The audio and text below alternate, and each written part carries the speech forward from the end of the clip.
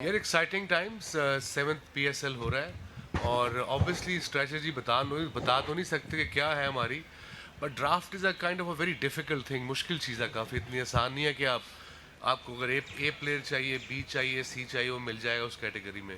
वो right to match भी है, फिर उसके बाद वाइल्ड कार्ड भी है, वाइल्ड कार्ड भी है। ये ऑप्शन है। सो 3-4 ऑप्शंस आई सपोज हर फ्रेंचाइजी ने बनाई होती हैं। सो लेट्स सी कि अब क्या होता है। बट आई थिंक जहाँ तक रिटेंशन का ताल्लुक है, कराची किंग्स स्टिक टू जो कोर उनके प्लेयर हैं उन्होंने रखे हैं, और बाकी इस ड्राफ्ट से उठाएंगे इंशाल्लाह। वसीम भाई, बॉलिंग कहीं ना कहीं कंसर्न रही है कराची किंग्स का, तो इस बार क्या सोच कर रहे हैं बॉलिंग को स्ट्रॉन्ग करने के लिए? देखो, जो लड़के हमारे पास ड्राफ्ट में हैं उन्हीं में से लेना है, जो कैटेगरी हमारे पास है उन्हीं में से लेनी है। अब Aamir is one of the most experience bowlers in world cricket, specially death में।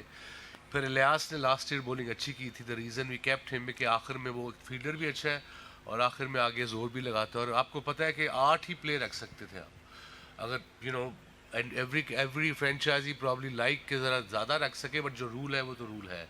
सो कोशिश करेंगे कोई ऐसे बॉलर रखे हैं, होप कि यंग लड़के कोई आए हों ऐसे जो हमने प्लान किया, जो उनको हम पिक करें मर्जिंग में। स्पेशली प्रॉब्लम टीमों को होती है मर्जिंग में, because it's a big stage for any young bowler और a batsman come and perform. So जो मर्जिंग में जो भी अच्छा करता है वो इवेंचुअली PSL के बाद मोस्टली पाकिस्तान ही खेलता है। जैसे Exactly. हमारा अरशद इकबाल था, he bowled well in emerging for 2 years, then he got then played for Pakistan. So Usman that's शनवारी, Usman Shanwari and all these guys. So I think it's a very good, very different ये जो बनाया है कि merging playing 11 में ज़रूरी है.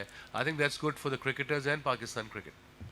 और वसीम भाई, रिटेंशन से कुछ 2 दिन पहले हमने सुना there was some rumbling around Mohammad Amir pick, और probably there was a change of heart from Amir side और फ्रॉम योर साइड।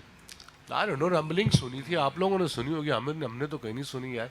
नहीं खुद ही गेस में साथ डाले। कुछ भी नहीं था। मेरी आमिर से शुरू दिन से बात हो रही थी, there was no such thing. ठीक है, इस किस्म की रूमर्स तो बहुत फैली हैं कि बाबर छोड़ के जा रहा है, इमाद छोड़ के जा रहा है, और जो ट्रेडिंग थी वो तो बड़े जोक्स थी कि ये कोयटा से कोई एक आपके पास यहाँ आ रहा है और बाबर वहाँ जा रहा है। तो वो सब हकीकत आपने देखी जब बाबर को कैप्टन बन गया। तो ये तो चलता रहता है मीडिया पे। वसीम भाई, बाबर की कैप्टनसी कैसे देख रहे हो कराची किंग्स की तरफ से? और सेकेंडली इट्स पाकिस्तान का कप्तान है तीनों फॉर्मेट का, एंड ऑब्वियसली कराची किंग्स ने भी, हमारे ओनर सलमान ने, who is not here today unfortunately, उनको जाना पड़ा कहीं बाहर, बट आई थिंक बाबर ने यहाँ से सिर्फ इम्प्रूव ही होना है।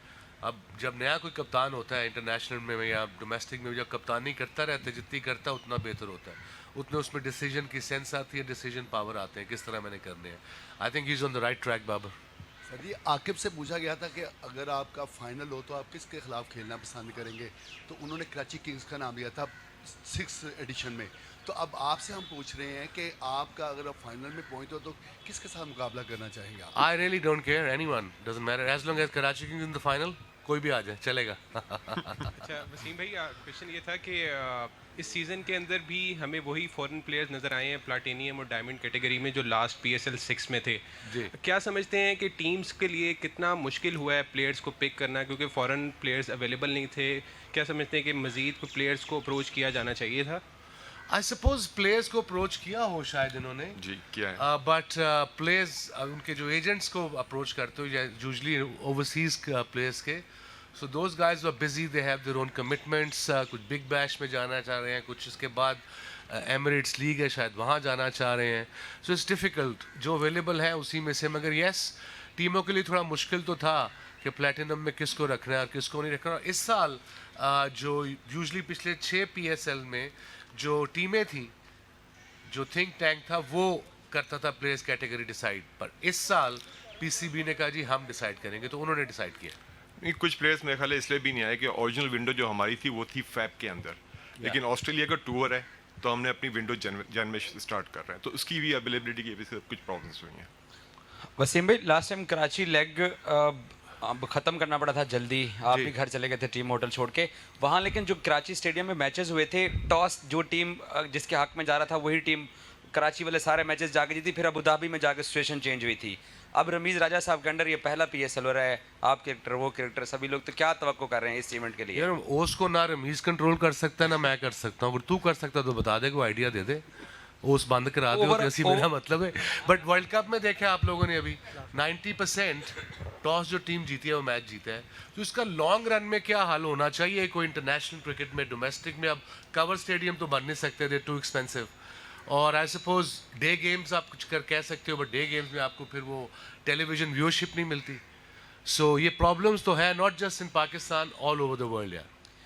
वसीम भाई, जिस तरह आपने कहा कि मोहम्मद आमिर बड़े अच्छे बॉलर हैं और एक्सपीरियंस बॉलर हैं, एक तरफ आप कह रहे हैं कि एक्सपीरियंस बॉलर हैं, लेकिन फ्रेंचाइजीज़ ने मुतअद्दिद जो प्लेयर्स हैं उनको डिमोट किया है, जो हमारे एक्सपीरियंस प्लेयर्स थे जिनमें प्लाटिनम से डायमंड आए और वो प्लाटिनम हमने डिमोट नहीं किया, वो पीसीबी ने इस साल डिमोट किया है।